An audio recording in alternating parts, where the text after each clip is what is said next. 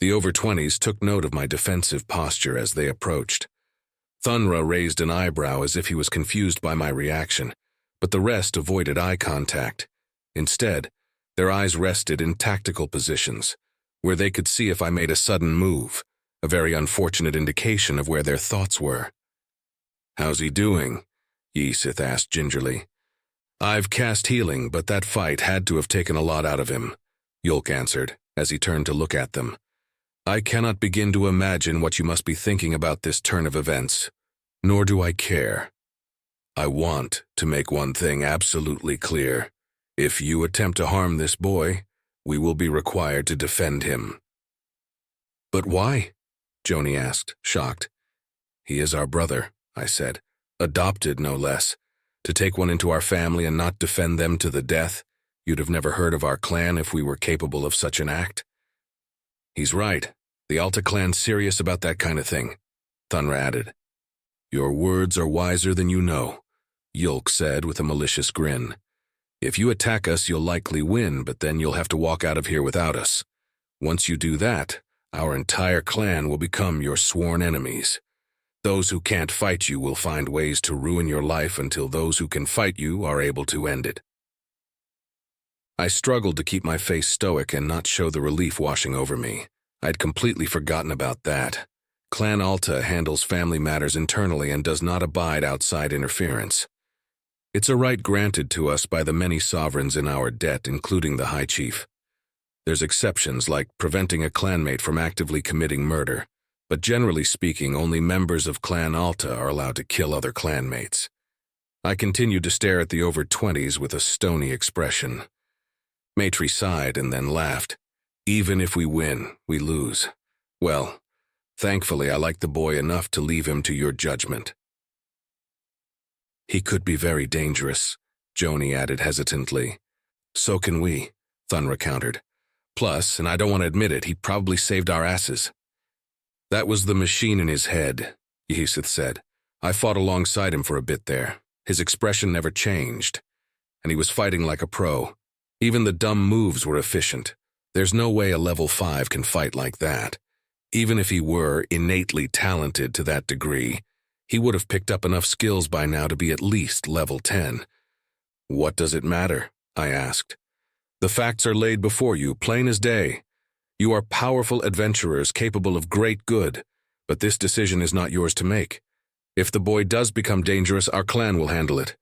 But if you fight us here, you will die regardless of the outcome." "He's right, Yisith. You won't have my support in this," Matri said. "And I'll kick your ass if you try anything," Thunra joined in. "Might as well, since I'll die if I let you kill them." Yisith looked at her companions. Matri and Thunra stared into her, but Joni's eyes were glued firmly to the floor. She turned to me and met my gaze. "That's gotta be the most eloquent way that I've ever been told to know my place," she said sourly. "But fine, no harm will come to Nick by my hands." "Nor mine," Joni added, still staring at the ground. "Well, glad that's settled then," Yulk said as Nick began to stir. The boy opened his eyes and looked at us with confusion apparent on his face. He held his head with one hand and used the other to try to stand up. Seeing he was a little shaky, Yulk helped him stand. "What happened?" Nick asked. "Your mechanical what's-it won the day," Thunra answered with a grin. "We might have pulled through without you, but it would have been a damned close thing." I don't remember any of it. I remember a terrible scream and then waking up just now. I was fighting." "Yes, you were," Yulk answered. "I believe that was thanks to your artificial intelligence guide." Nick looked even more confused before everything seemed to click into place. He stared into the middle distance, his frown deepening every few moments. It took me a moment to realize he was probably talking to 10. "Okay, I get it now. 10 said that its analysis of the creature determined that if I fought it, I would have died. As a self-defense measure, he knocked me out and took control of my motor functions," Nick explained. "Apparently, he told me that he'd have to knock me out to move me around earlier, but I must have missed it in all the excitement." "I wonder if it can learn new skills for you while you're unconscious," Joni muttered to himself. Everyone turned to look at the sorcerer, who immediately looked back to the floor. Joni's a clever one, I'd never have thought of that. I turned to look at Nick, who was now also staring at the floor. 10 says no, Nick said. I'm not entirely sure, but I think it's saying that skills are linked to your subconscious, and its ability to interact with that part of my brain is limited. It can activate skills that I've learned, though. Well, this is all very interesting, but we've beaten the boss, Matri said. We should start heading back, right? Well, these 3 came with us for a reason. Might as well explore a bit more, Yishith replied. Much as I hate to say it, we should also make sure there aren't more of this thing running around. It's a human, Nick said softly. Or it was. Something changed it, twisted it into that monster. We all stared at the corpse in a somber silence. How would I have felt if it had been an orc? I don't know for sure, but I doubt I'd have felt good about it. After a moment, Nick looked up at us and sighed. Then he turned his attention to his surroundings and found the basket guard of his sword. Then he sighed again. Damn it, he said, hefting the basket guard turned knuckle duster. We'll find a job that'll get you a new one, Yulk chuckled. Maybe it can be repaired, I added. That's usually cheaper. Let me grab the blade. I jogged over to where the blade of the sword had fallen. There were 3 blades on the ground, but the one that was Nick's was obvious. His was the single-edged blade. The other 2 were double-edged with an exaggerated point. I paused and stared at them for a moment. Even broken, I was able to recognize the short swords I'd been bugging Kirisaka about. Fuck, I whispered to myself as a wave of grief swept over me. I already knew he was dead. He would have been teleported to the dungeon entrance otherwise. It was foolish, childish even, to think that he could have survived. Nevertheless, a small part of me had been holding out hope that he was still alive. Seeing the swords that he obsessed over in this condition left no doubt of what happened to him, and crushed my hopes of seeing him again for good. I took out my rag and gathered all 3 blades and looked around for the Kirisaka's grips. Once I found them, I gathered them too and rejoined the group. Yulk's face fell in sympathy as he saw what I was holding. I'm sorry, Nash, he said. Oh, it's all right. At least I didn't actually have to pry them from his cold, dead hands, I joked softly. The rest of the group was silent as I stuffed the broken weapons into my pack. Who knows? Maybe I'll find someone who can fix them. I'm not one to use the weapons of the dead, but I could mount them as a keepsake to remember Kirisaka by or something. Once I finished packing, I turned back to the others. Let's get going, I said. We started by exploring the chamber we were in, which may have been a mistake. There had been a certain stench of death permeating throughout the chamber, but once we began exploring the walls, it nearly became overpowering. There were random bones and pieces of meat strewn about the deeper corners. Most of the bones were obviously orcish, but some of them were different. Monsters, rodents, and... These are human bones. Nick finished my thought. The teeth were the giveaway. Flat teeth mixed with sharpened teeth were a dental pattern I'd only ever seen in Nick's mouth until today. I gingerly picked up one of the skulls. It was very old. The pieces of flesh that clung to it were as hard as stone, like jerky left out in the sun for a year. Since there was no sun down here, it must have been in this condition for a very, very long time. They've got gnaw marks on them, Yulk said. These were meals for the monster. I wonder if it killed them, or if they died naturally and it ate them after. It's hard to tell. The bones are scattered around and the rest of the human bones look too much like orc bones. Or maybe the only bones left are the skulls, Joni added. These bones weren't put here in reverence, though. This is essentially a trash pile, so I doubt the monster cared about them. Maybe he lost his sanity because he had to resort to cannibalism, Nick suggested. He was trapped in here for who knows how long. If he really was altered, he couldn't have always been a monster. Well, we'll probably never know, Yulk said. Let's move on. We left the gory sight behind and found an exit to the chamber we were in. The darkness seemed to get deeper the further we went, and I suddenly noticed that we were all moving silently. I guess the others are having the same thought I am. What if there's another one further in here? We encountered several turns until we finally found a light at the end of the passage. We quickened our pace until we entered the room the light was coming from. It took me a moment to realize we were in a library, filled with shelves holding many leather-bound tomes. "Excellent," Yolk said. "A repository of knowledge. Perhaps we'll have our answers at last." I picked up one of the books and jumped back as dust poured from its cover. Yolk and I shared a confused look, and he picked up another book with similar results. "Oh, come on," Nick muttered. "I guess these tomes weren't cared for very well," Joni said. "It would seem the years have not been kind to them." "Let's see if there's anything useful," Yolk added. We began to search the books for anything that was still legible. Most of the pages that weren't dust were too faded to read, and the ones that weren't faded were unhelpful diagrams of plant life that none of us had ever seen before. There were piles of dust and leather-bound covers scattered across the floor by the time we were done. "There isn't even another exit from this room," Thunra said. "I think we found what we're gonna find, folks." "I agree, let's start heading back," Ysith replied. As she said that, a familiar glow surrounded us. Nick was the only one of us who looked alarmed as the glow turned into a blinding light. Once the light faded, I opened my eyes to the sight of the dungeon entrance. There were other groups of adventurers scattered around us. Some of these adventurers looked a bit ragged, a telltale sign of having delved rather deep. Others looked annoyed at the shift, probably because they hadn't found any loot yet. "Well, that's convenient," Matri said. "Oh, good, my feet were beginning to hurt," Joni added with a small laugh. "Let's go see the chief," I said. As a group, we exited the dungeon and headed for the chief's.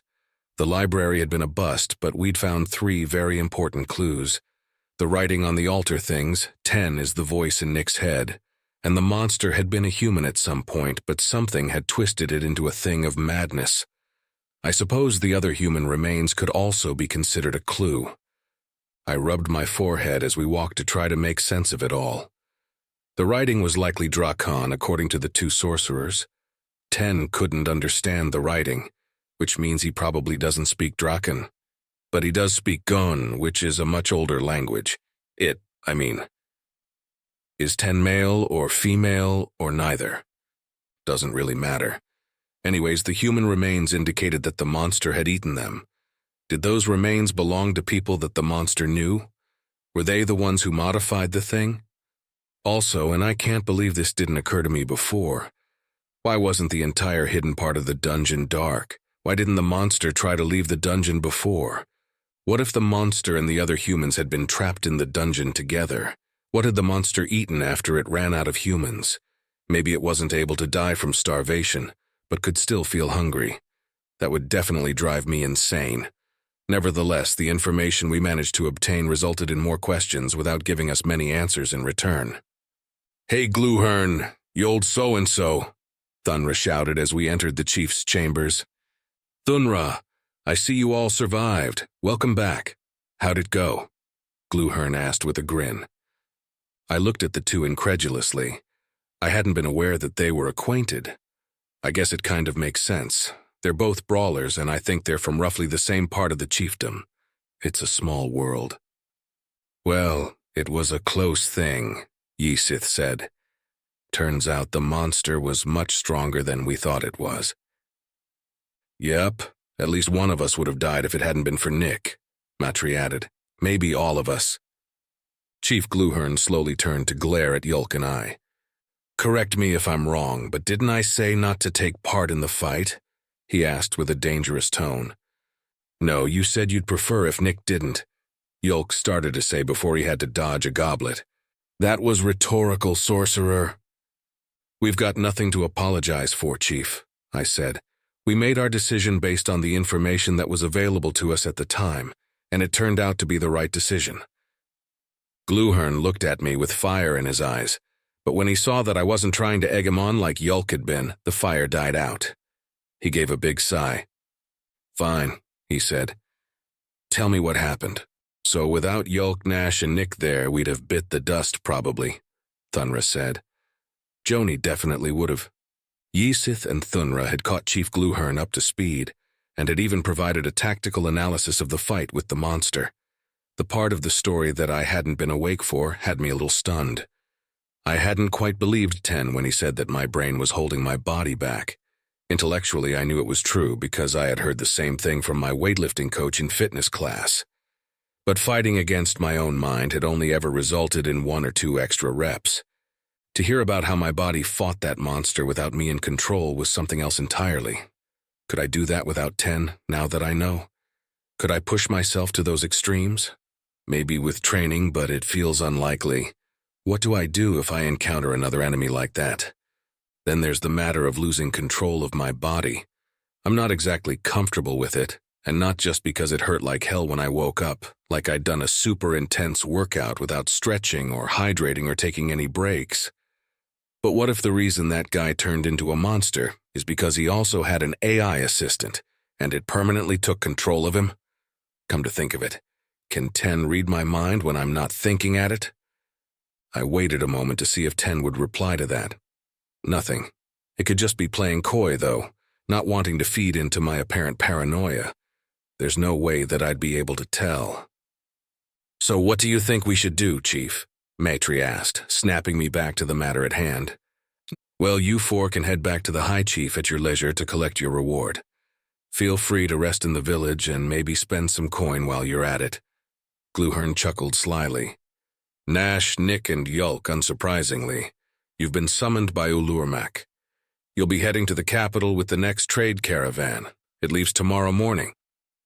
"Tomorrow morning? Nick doesn't have a weapon and my axe is damaged," Nash said. "We'll need to see a smith to get back up to combat readiness, and it's going to take them more than a night to fix our gear." "Wait, Nash didn't fight the creature. How'd your axe get damaged?" I asked. "Never you fucking mind, boy," Nash growled. "He whacked it on the pod after it sealed you inside," Yulk said with a grin. "You know, kinda like what he told you not to do with the wall." We all had a bit of a laugh at Nash's expense. He didn't laugh with us. Instead, his expression remained stoic with a touch of anger. Once the laughter died down, Gluhern sighed. "I'm not at liberty to give you more time. Ulurmak wants you in his presence as soon as possible, and I'm honor-bound to comply," he pointed out. "As are you." "What if the caravan comes under attack?" Yulk asked. "It has its own guards, I'd imagine," Thunra answered. "Plus, I'll come along. I ain't gonna need more than a night's sleep to recover, and I got nothing to buy except maybe a keepsake. We can train when the caravan takes its breaks." Nash grinned, and the lingering smile I had at the thought of his mishap faded rapidly. Nash is huge compared to me, but Thunra is downright mountainous. Even if I just mimicked his workout routine, it would probably result in an injury. And I've got no doubts as to what Nash is currently thinking.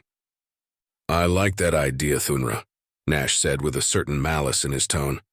"I'll bring along the wooden weapons. We'll have the boy up to level 10 in no time."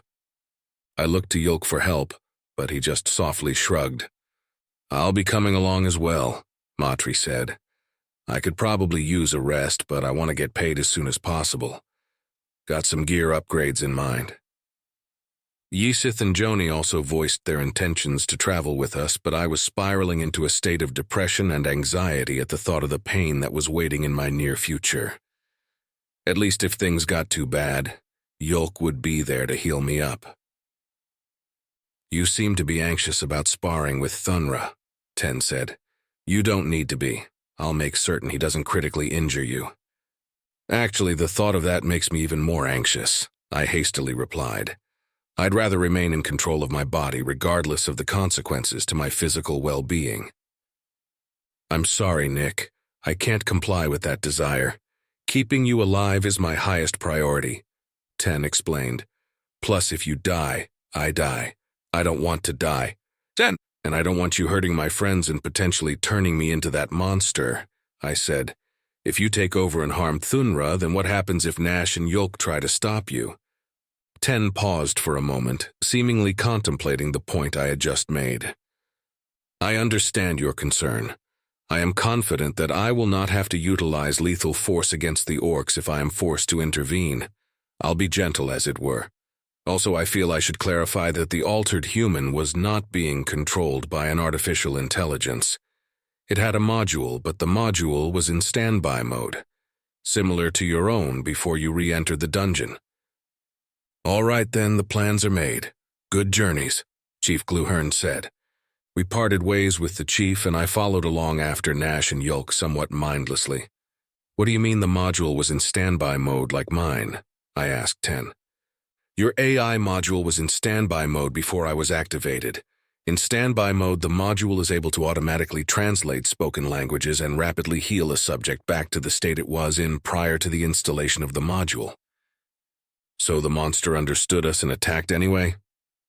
If it had the proper language packs, yes, although I doubt it could have made sense of it. Judging by its hyper-predatory attack patterns, I'd say it was quite feral. I corrected. Wait, hold on. When you say rapidly heal a subject back to the state it was in prior to having the module installed, what exactly does that entail? The module is able to automatically detect grievous damage to a subject and utilize a nanite package to correct said damage. Given enough time and resources, it can even regenerate lost limbs. But does it restore everything back to its original state? 'Cause Yulk healed me and my scar got smaller, and I think he healed me to wake me up. The module has a failsafe that prevents it from undoing natural healing, so if it were installed in someone that had already been injured, they'd be able to heal on their own and the module wouldn't interfere. This apparently also applies to magical healing. That's not in the K-base, but I suppose it makes sense.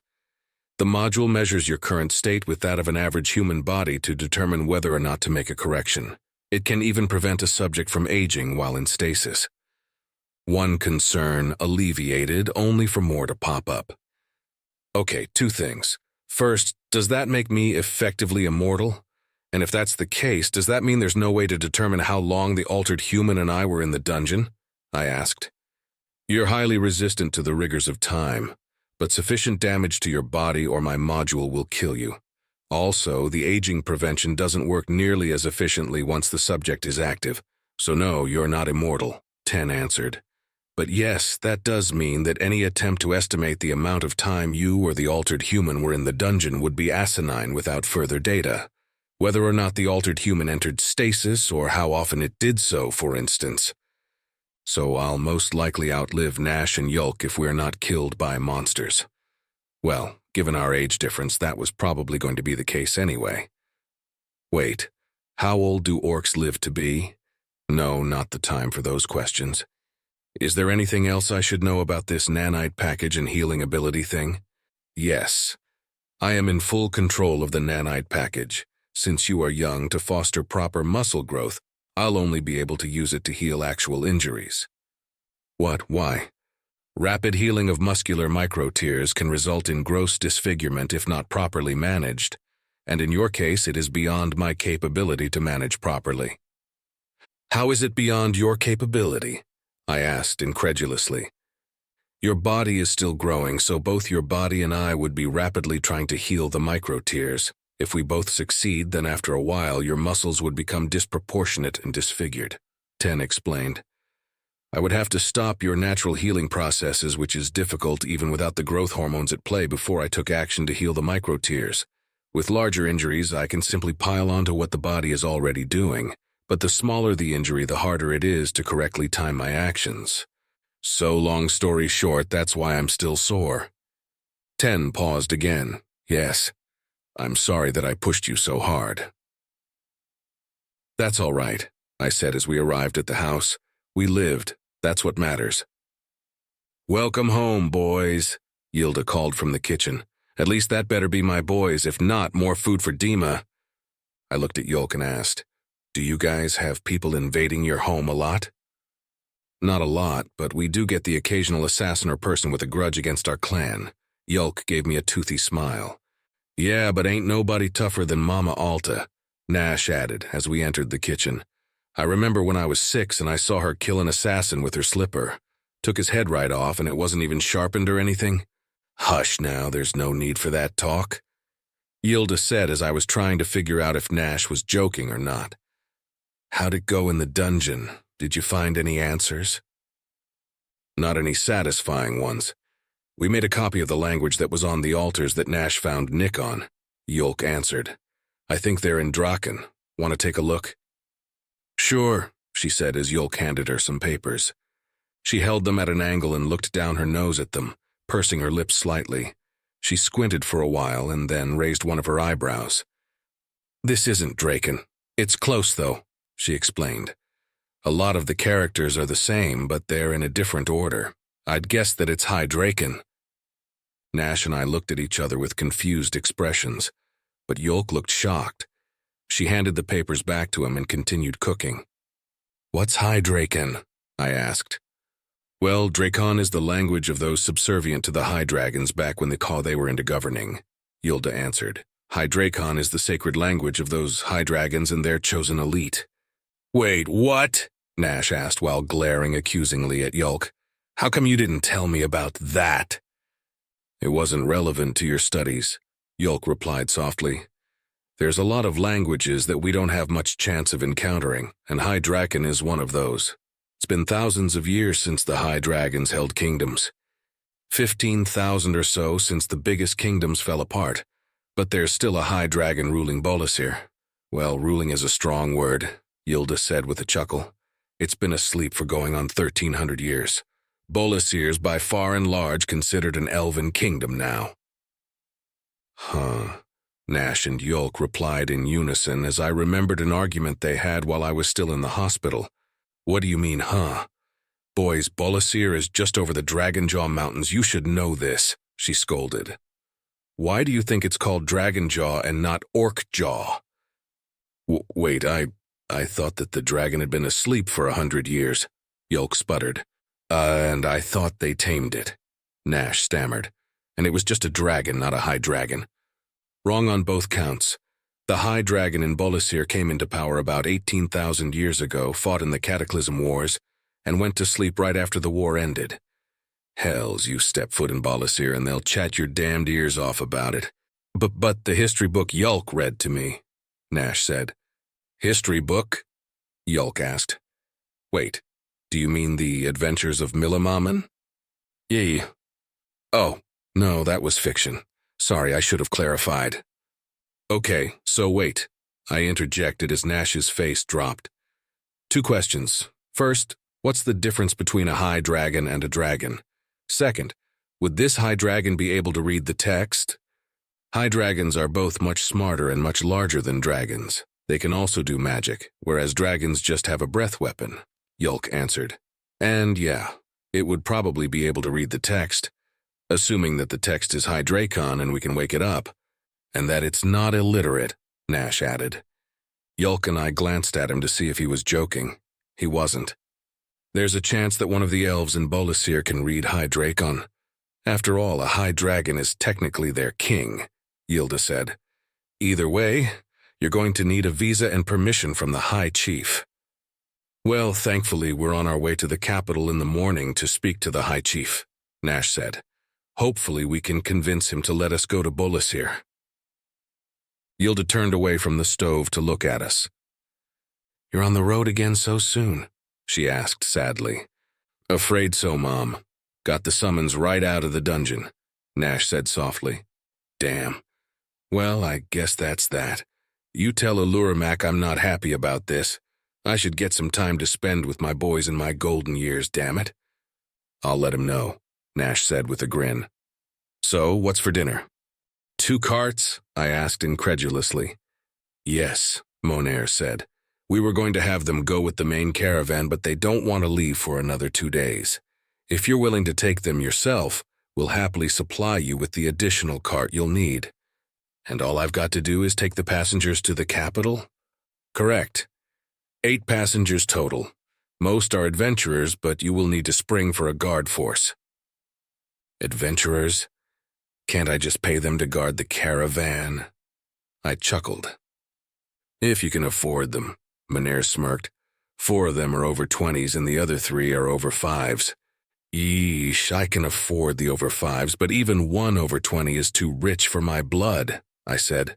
"We don't have a lot of time. What's your decision?" "Of course I'll do it. A free cart? I'd have to be dumb to say no." "Good," Monair said with satisfaction. "We'll get it attached to your current one, and your passengers will arrive soon." I nodded my understanding as the chief's aide turned and walked away. Things had gone well for me since the debacle with the giant rats. I'd made more than enough to replace my Hanarses and patch my cart up. Now they were going to give me another cart, and all I have to do in exchange is to take some adventurers back to the capital with me. Despite not even technically being a village, Nulava always treats me pretty well. I watched as some orcs attached the new cart to the rear of my own. They also moved the goods I'd purchased and evened them out between the carts to make room for seating. I walked over to inspect my new cart. It was well constructed. Hell, I'd wager it's worth more than my original cart is in its current condition. Buff snorted at me, smelling the yipple in my pack. I chuckled as I pulled it out, ripped it in half, and gave Buff and Regal each a piece. Tillin is going to roll her eyes when she hears my new Narses names, but I've never been good at naming stuff. Anyone who has any doubt of that may certainly ask Imlor Tula too. I'm glad I was able to get them for a good price, but I still felt a pang of grief at the loss of Noble and Hulk. These Hanarses are much larger than Noble and Hulk had been, because they're bred specifically for pulling heavy loads at speed. They also have a certain aggression behind their eyes, like they're looking for an excuse to attack something. It's a tad unnerving, but it might just be my imagination. They'd been remarkably well behaved so far. "Are you our driver?" someone from behind me asked. I turned to see a group of adventurers and a messenger. The messenger had been the one who spoke. I opened my mouth to respond, but surprise took my voice as I examined the other adventurers. 4 unfamiliar orcs, 2 familiar orcs, and what I now know to be a human. "Oh, it's you," Nash said. "Hi, Imlor, how've you been?" Nick asked with a smile. I've been good," I managed to say. "I'm surprised to see you here. You're the adventurers that I'm taking to the capital?" "Yes," Yulk interjected. "We've been summoned by the High Chief himself." "Are we ready to go?" the messenger asked with annoyance at being ignored. "Not yet. I've got to hire some guards." "I'm available," one of the largest orcs I've ever seen said with a grin. 3 of the other adventurers looked at him with exasperated expressions. I remembered what Moner had said and realized that these were the over-20s. The mountainous one notwithstanding, the other 3 didn't look particularly different from normal adventurers. One was a spellcaster, another was obviously a blade expert, and the third had the unassuming posture of a skilled rogue. "If you're one of the over-20s, I'm afraid I can't afford your services," I replied gently. "Ah, hell, you're doing me a favor by taking me to my payday," he said with a laugh. "I'll give you a discount. How's 50 copper sound?" "We could use the money too," Nash added. 50 copper for myself and my 2 brothers as well." Nick looked at Nash with confusion. "My sword's broken, and isn't your axe chipped?" Nash looked back at him and replied, "My axe still has plenty of teeth, and you've still got your spells. We'll be able to handle just about anything we run into on the road." 2 silver isn't bad for guards. I'd been expecting to pay at least 5. Plus, I've seen the Alta brothers in action. There's no doubt that they're capable of guarding the caravan. "Deal," I said before they could change their minds. "Well, that settles that. We're ready to get on our way. Hop aboard." I excitedly climbed into the coach box and grabbed the reins. The Narses shifted slightly as the adventurers and messenger took their seats. I watched until they were settled, and then urged Buff and Regal to start pulling. The Narses began to pull the 2 carts effortlessly. I'd been a little worried whether or not they could handle it, but my fears were unfounded. Once I was certain they were following the trail without guidance, I turned back to my passengers for some chit-chat. After learning everyone's names, I asked what was really on my mind. "So why does the High Chief want to see you?" I asked. "He wants to meet Nick, and we're probably getting dragged along due to association," Nash answered. I couldn't tell if he was upset about that or not. Nash has an odd bit of stoicism, it seems. "Did you make out okay?" Nick asked. "Were you able to still make a profit off the stuff we saved?" "Yes, and thanks again for the timely rescue. I was able to fulfill the most profitable of my orders and get my cart all patched up. I even got new Narses," I answered excitedly. "Meet Buff and Regal." "Nice to meet you," Nick said with a smile. The Narses ignored him and continued striding ever forward. I chuckled at their lack of reaction. "What happened to your sword anyway?" I asked. "It broke. A boss in the dungeon cut right through it. Ah, pity. So you're in the market for a new one then? No, I'm going to try to have it repaired. Ah, I winced. Is it enchanted? No, why?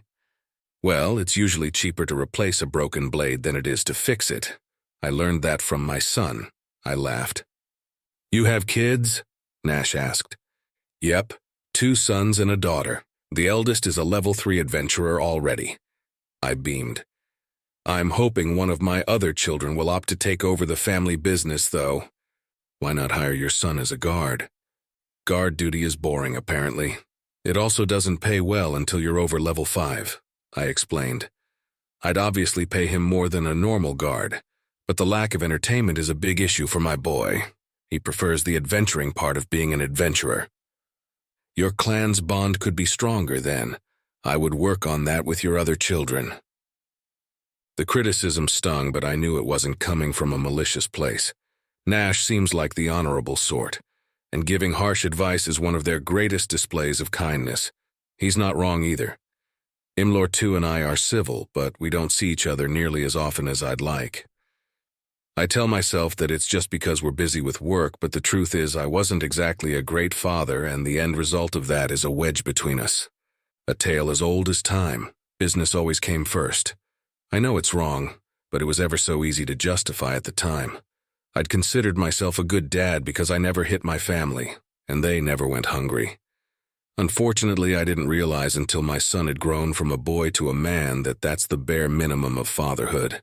I'd missed out on his growth, and didn't make myself available to help mold him. He'd grown into a stranger to me, and I'd let it happen. Now the consequences tear through me like a knife. It's mostly small things, like how he sends letters addressed to his mother instead of to me, or how he'll go see his friends in town before coming home after an adventure. I'd already resolved to do better by my other children, but it hurt that Nash had been able to see the truth of our relationship after such a brief discussion. That's not an appropriate critique, brother, Yulk interjected. Do we need to work on your social graces again? No, I'll do better, I swear. Nash held up his hands in mock horror. Seriously, though, I was out of line, Imlor. I apologize. I appreciate the apology, but you're right, I sighed. Business has always kept me away from my family. But even when I was home, I didn't exactly make time for the boy. My father would play games with us, Yusith added. Mine would spar with me until we couldn't move anymore, Tunra said with a nod.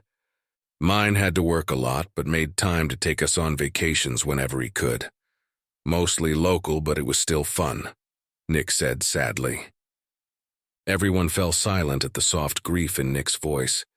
It hadn't really occurred to me that the human had family back in his world. It reminded me of when I was stuck in the tree, wishing desperately to see my family once again. A terrible feeling indeed. Nash put his hand on Nick's shoulder. Our dad used to do the same thing before he died, Nash said. I don't know if most people would count monster hunting trips as vacations, Yulk added with a chuckle. And I'm certain that Nick doesn't. Well, it got us out of the house and strengthened our bond, did it not? Nash asked irritably. How did he pass, if you don't mind me asking? I interrupted. Yulk and Nash looked at each other for a moment and shrugged. He was poisoned by an enemy of our family, Yulk explained casually. Heartbane. Nothing could be done. Yep, and then Mom hunted the poisoner down and carved him into little pieces in front of everyone, Nash said. We wanted to come with, but she made us stay home. Didn't want us to see that, but we heard about what happened from a city guard years later. Nick's expression had gone from sad to shocked. The only face that wasn't showing surprise was Thunra's, who nodded along to the story as if it were something he'd heard before. Don't fuck with the Alta clan, he said quietly.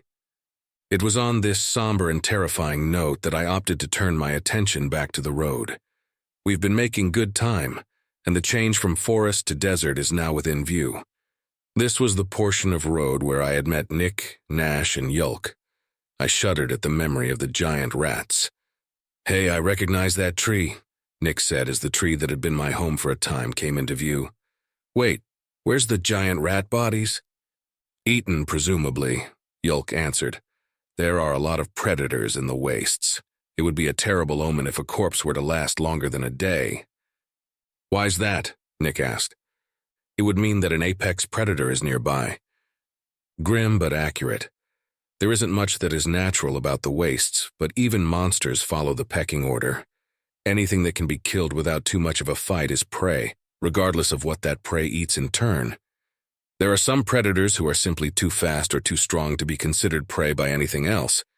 These apex predators are notoriously difficult to kill. Well, it's a good thing that I don't see any signs of our fight then, Nick said. So the wastes, they were caused by the Cataclysm War, right? Wars. There were more than one, Joni said, perking up for the first time since he got on the cart. 5 total, and 3 of them were fought simultaneously. Oh, okay. Who was fighting? Everyone. These cataclysmic conflicts were aptly named. The world nearly ended. He doesn't just mean all life on the planet either. The magics involved threatened to break our world on multiple occasions, Yulk added. It got so bad that not much is actually known about the conflicts themselves because hardly anyone survived to write their histories. That's right, Joni nodded sadly. There's an account carved in stone in the dwarven kingdom of Prignera on the southern continent. But it's unknown if the account is accurate because there's no way to verify it. Ain't Prignera one of them bunker countries, where the whole thing is pretty much underground? Thunra asked, to which Joni nodded again. Wait, okay, so hold on. You don't know what started the fighting? Nick interrupted. Not for certain, Joni answered. However, the account in Prignera says that demons conspired to convince all the countries of Myr to attack each other. And once that war was nearly finished, the forces of Hell invaded our plane of existence. These were the first 2 cataclysm wars. Wait, Hell exists here? Nick incredulously asked. Again, we don't know for certain.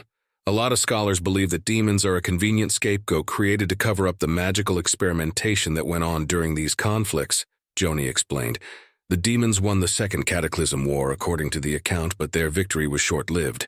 The third Cataclysm War began when the Anyals from the Plane of Haven invaded, supposedly to restore order and free the Myr from the tyranny of the demons. They managed to take half of every continent, but were fought to a standstill. What about the 4th and 5th? Didn't they happen at the same time as the 3rd? Yes. The Anyals ruled over their Myr with just as much tyranny as the demons did, less slavery and butchery, but even the pettiest of crimes were met with extremely harsh punishments. This was the order that they so craved. But mortals require a balance of order and chaos to happily live our lives. The demons saw this and made a fatal mistake, Joni said. They convinced some of the Myr who were living under the Anyals to rebel. Once they did, the demons went on the offensive. However, the sight of mortals fighting against the Anyals inspired those who were subjugated by the demons to rebel as well. The war between the Anyals and the Myr was the 4th Cataclysm War, and the war between the demons and the Myr was the 5th. Demons fighting Anyals, Myr fighting demons, and Myr fighting Anyals. Everything natural in this world rose up against the 2 occupying armies and fought them back to their own planes. Never to be seen or heard from again, Thunra finished with a laugh. I don't know how much stock I put in tales like that. Think I'm of the belief that powerful mages were fucking with forces they don't understand, and opted to cover it up once the dust settled. That is the more plausible explanation. But there's technically less evidence of that, Joni countered. Lack of evidence is usually evidence of a cover-up, Thunra said, spoken like a city guard. You ever think about a career change? Yulk grinned. 3 hots and a cot don't sound so bad, but my PA would have my balls if I even tried. Everyone laughed as we continued our journey.